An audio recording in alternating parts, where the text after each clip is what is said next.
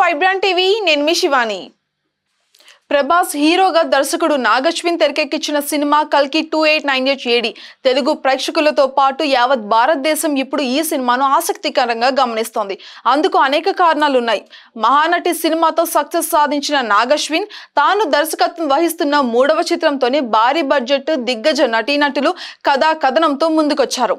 పురాణాలను భవిష్యత్తుతో link చేస్తూ ఈ కథను తీర్చిదిద్దారు.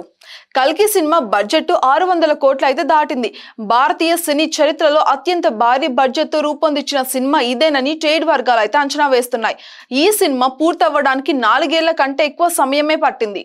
హాలీవుడ్ సినిమాలను తలదన్నేలాగా ఈ సినిమాలో సన్నివేశాలు విఎఫ్ఎక్స్ ఉండనున్నాయట. ఇక 3 ప్రపంచాల మధ్య యుద్ధం ఈ సినిమా కథ. సెట్స్ కోసమే పెద్ద మొత్తంలో ఖర్చు చేశారు. ఇక భైరవ ప్రభాస్ ఉపయోగించే వాహనం బుజ్జి కోసమే 4 కోట్లు ఖర్చు పెట్టారు. మహేంద్ర రీసెర్చ్ వ్యాలీ టీమ్ తో పాటు కోయంబత్తూర్లోని జయం ఆటో ఇంజనీరింగ్ నిపుణులతో ఈ సూపర్ కార్ ని రూపొందించారట. ప్రేక్షకులకు హై క్వాలిటీ చిత్రాన్ని అందించే ఉద్దేశంతోనే భారీగా ఖర్చు చేసినట్టుగా చిత్ర బృందం అయితే తెలుపుతోంది. కల్కి 2898 ఏడి సినిమా కథ 3 ప్రపంచాల మధ్య సాగుతోంది. భూప్రపంచమంతా వనరులు కోల్పోయి నిర్వీర్యమైన దశలో కాశీ పట్టణాన్ని రూపొందించారు. అన్ని వనరులు ఉండే ఆకాశం కోసం కిలోమీటర్ల పరిధిలో కాంప్లెక్స్ ను డిజైన్ చేశారు.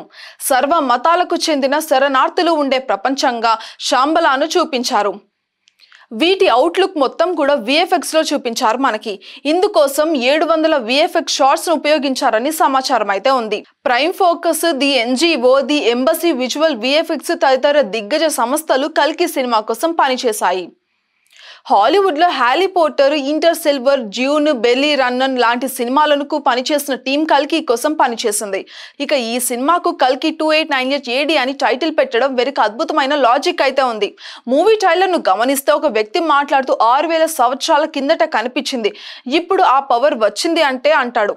2898 నుంచి 6000 సంవత్సరాలను తీసేస్తే వచ్చేది 3102. అది కృష్ణ పరమాత్మ అవతారం ముగిసిన సంవత్సరం. అంటే 2898 ఏడిలో మళ్ళీ శ్రీ విష్ణు కల్కిగా అవతరించబోతున్నాడు.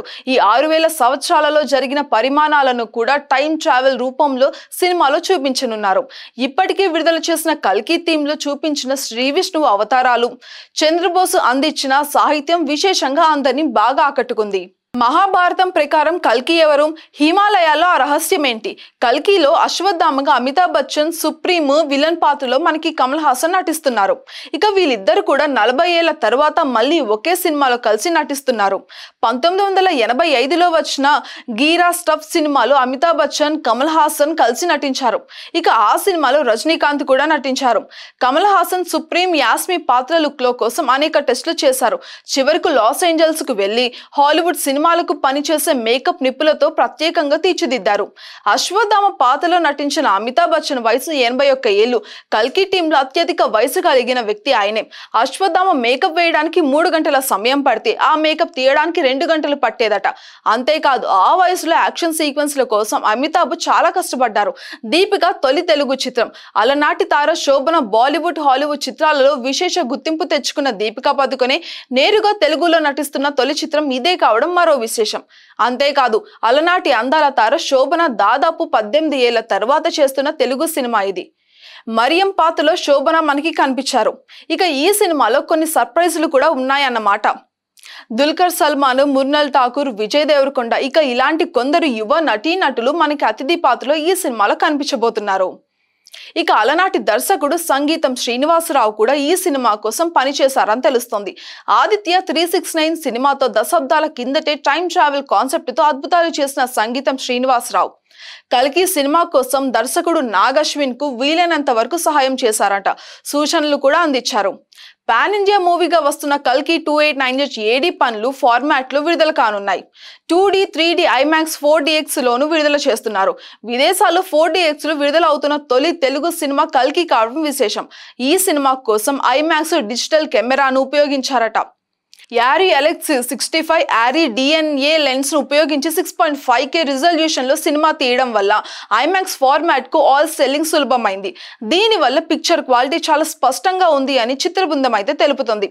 ఇక ఈ టెక్నాలజీని వాడి తీసిన తొలి ఇండియన్ సినిమా ఇదే. ఇన్ని ప్రత్యేకతలు ఉన్న కల్కి సినిమా రికార్డులు కొల్లగొట్టడం ఖాయమని ప్రభాస్ అభిమానులతో పాటు విశ్లేషకులు కూడా భావిస్తున్నారు. For more updates, subscribe to Vibrant TV.